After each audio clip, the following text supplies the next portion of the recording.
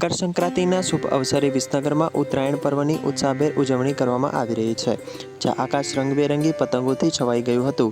હવામાન વિભાગની આગાહી મુજબ જિલ્લામાં દિવસભર પ્રતિ કલાક 15થી 20 કિલોમીટરની ઝડપે પવન ફૂંકાયો અને તાપમાન 10 ડિગ્રી સેલ્સિયસ નોંધાયું હતું, જે પતંગ રસિયાઓ માટે આદર્શ વાતાવરણ સર્જાયું હતું.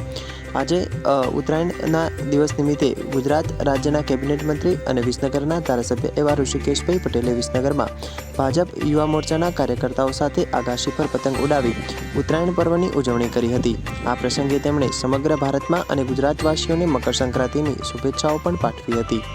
મંત્રીશ્રીએ જણાવ્યું હતું કે 144 વર્ષે આવતા મહાકુંભ સાથે આ વર્ષે ઉત્તરાયણ વિશેષ મહત્વ ધરાવે છે.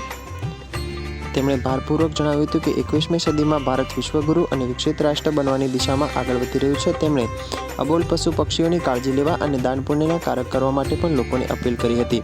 ઉજવણી દરમિયાન પતંગ રસિયાઓએ પરંપરાગત વાનગીઓ જેવી કે ઊંધિયું, જલેબી, ચીકી અને લાડુનો આસ્વાદ માણ્યો હતો અને મનપસંદ સંગીતની સુરાવલીઓ સાથે પતંગોત્સવનો આનંદ લીધો હતો. ગુજરાત રાજ્યના કેબિનેટ મંત્રી ઋષિકેશભાઈ પટેલે આ વર્ષે પણ ભારતીય જનતા પાર્ટીના યુવા મોરચાના કાર્યકર્તાઓ સાથે રહી અને ઉત્તરાયણ પર્વની મજા માણતા જોવા મળ્યા હતા અને તેમણે પતંગની પેચ પણ લડાવી હતી. સાથે સાથે કાર્યકર્તાઓને ઉત્તરાયણ પર્વની તેમને શુભેચ્છાઓ પણ પાઠવી હતી.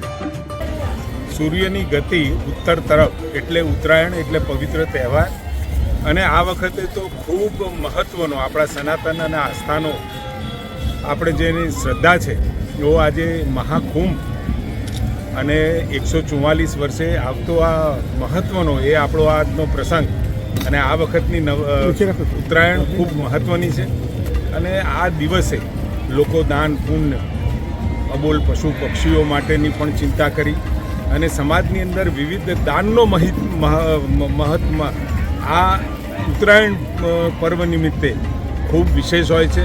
એટલે બધા જ મારા ભારતવાસીઓને, ગુજરાતવાસીઓને એક વિનંતી છે, આજનો દિવસ તમારા હાથે, તમારા જમણા હાથે અપાય તો ડાબા હાથને ના ખબર પડે એ રીતે સમાજની અંદર ક્યાંક ને ક્યાંક નાના મોટા દાન્ય પુણ્ય કરતા રહીએ અને આગામી સમયમાં ભારત ઉત્તરોત્તર ખૂબ પ્રગતિ કરે અને સાથે દેશવાસીઓની જે કલ્પના છે, આદરણીય નરેન્દ્રભાઈ મોદી સાહેબની કલ્પના છે, એ વિઝનને આપણે સૌ સાકાર કરીશું.